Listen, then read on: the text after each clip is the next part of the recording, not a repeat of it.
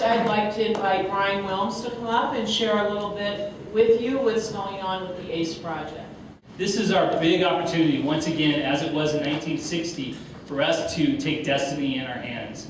If you're not familiar with ACE Loveland, it's Aerospace Clean Energy Manufacturing Park that the City of Loveland has put a bid on as of February 14th. That bid went in, but that is not the end of our work. This is a chance for each and every one of you, as well as every citizen, every resident in Loveland, to take a stand and help make that project a reality. This is a chance for us not only to recruit 100 new businesses into the community, but the potential for 7,000 new jobs, and then take that old HP Agilent facility and redevelop it. Next, I'd like to invite Holly Stewart to come up and introduce our special guest. I have Liz Raymond, who is the head of robotics for the Thompson School District, and I have Ken Raymond, her husband, who is the coach of my son and daughter's VEX robotics team. We're going to show a minute-and-a-half little video here just to get you up to speed on what we're doing on this robotics team. Robotics competition, Roundup. Roundup was played on a 12-foot by 12-foot field covered by foam tiles. The primary playing object for this year's game is a 7-inch diameter ring called a tube. The objective of Roundup is to score your alliance's tubes onto goalposts. The ladder is a 36-inch tall sheet metal and PVC structure located in the center of the field. Robots may climb, hang, or attach themselves to the ladder to attain bonus points at the end of the match. Let's see how a match is played.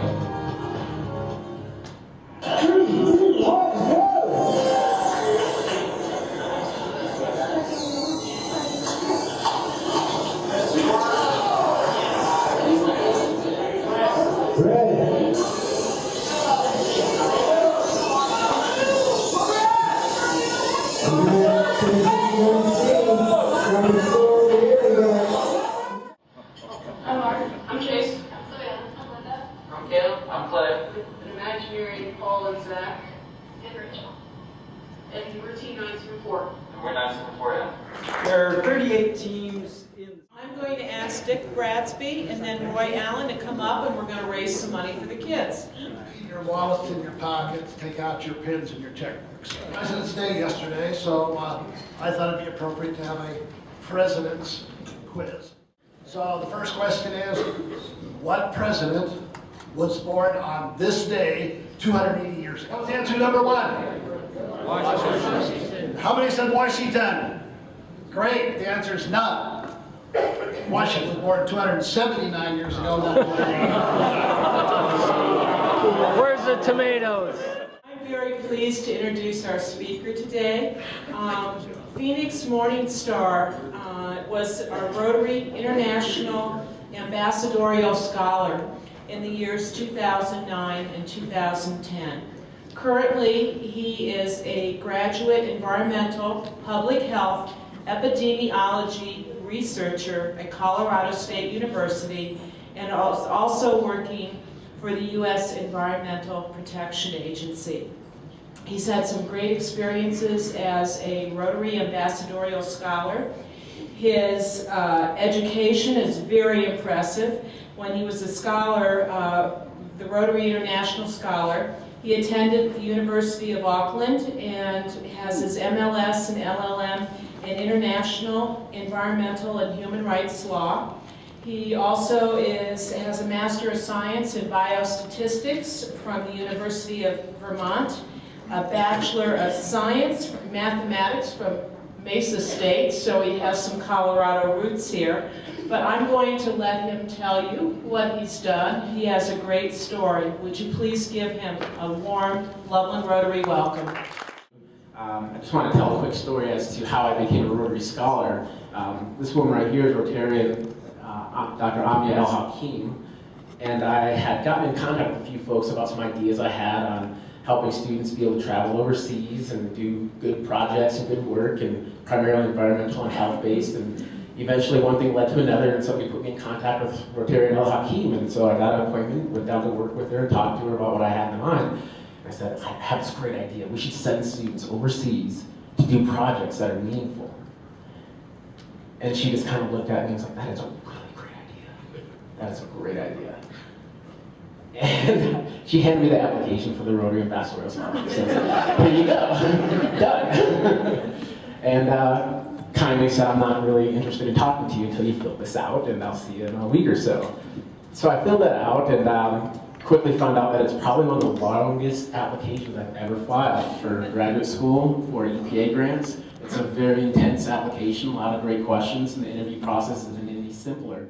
So just by way of letting you know a little bit more about me before we jump into all the things that I've tried to accomplish, I figured I'd start with my retirement, as my parents call it. So I actually had a really good time growing up. I decided I wanted to be a competitive skier at age 14. And don't listen to this, you guys, okay? Stay in school, robotics is great, okay? So I convinced them to let me discontinue school, high school, and go become a skier. I would realize, wow, there's not a lot of skiing when the snow melts. What should I do during the summer? So if we jump down to that next little bullet there, I realized Southern California is not a bad place to be in the summertime, race triathlon. So my retirement continued for the next about 7 years or so. My folks said it's probably time for you to pay your dues, you know? Somebody's gonna have to pay for that retirement you just had, aren't you? So now as you can see, they can't keep me out of school. My folks said it's probably time for you to pay your dues, you know? Somebody's gonna have to pay for that retirement you just had, aren't you? So now as you can see, they can't keep me out of school. On websites and found out, gosh, I can probably get myself a little post in the embassy while I'm there, which I did. So one of the letters that I wrote was actually a guy named Randy Berry, who is the general consul in New Zealand. I said, Dear General Consul Berry, is there any work on somebody's desk that they don't want to do? I'm a Rotary Scholar, and I'd really like to come up there and work with you. I didn't get his letter until after I was already there, but it turns out that Randy was also a Rotary Scholar. About 2 weeks into working with him, he said, you know, you really need to go down to the embassy and do some work and see how things really run in an embassy rather than a consul. So he sent me down here to Wellington, and this is our embassy compound there. So another place I really got a great chance to go into was the Beehive. This is called the Beehive. There's mixed emotions about this building in New Zealand. And this is essentially their White House. It's their Capitol building. I thought it was pretty neat. Some New Zealanders said it's the worst atrocity yet. Sure that I thanked everyone for their participation in the Rotary Foundation. It really is an amazing experience. It's really important, especially as we see the world destabilizing in certain regions and getting better in others, that we have that fellowship, that we have that connection to other cultures and other people, which is really what the Rotary Ambassadorial Scholarship is all about. So I wanted to speak just a little bit more excitingly about some of the things that I thought were really more important, because it's really so easy for us scholars to go out. Somebody asked me earlier today, it's like, gosh, how do you fit in all your obligations to Rotary and still go to school? It's like, yeah, it's not that hard. It's really not that bad.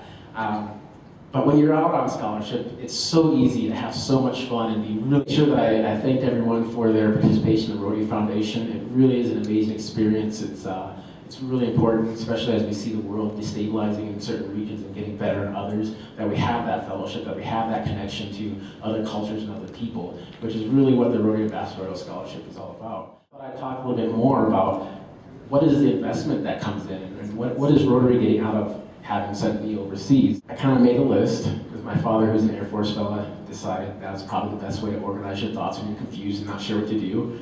And so I kind of wrote these down. I said, all right, how are we going to put in service above self with my ideal global citizenship, and the four-way task of having spirit and breadth. And I said, gosh, let's take inventory of what skill sets we have from our education, our background. And I said, all right, we've got some mathematics background, so hopefully we're somewhat of a critical thinker. My mom calls that stubborn. Some statistical work, and so we can kind of organize things and get some data, make sure we got results. And then I did quite a bit of work in policy and mediation, things like that. And I've still got a really strong interest in the health industry and environment and how those intermix. So thank you so much. I just want to say thank you again to all of you.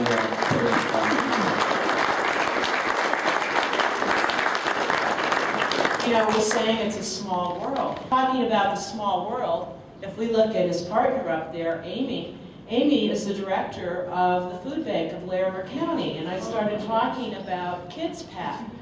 Becky Aldrich and I met with Amy, and she was instrumental in helping us get our cost for Kids Pack from $5.64 a week when we were buying food at Sam's down to, I think it's about $1.60 a week to fill the backpacks. So they're a dynamic young couple.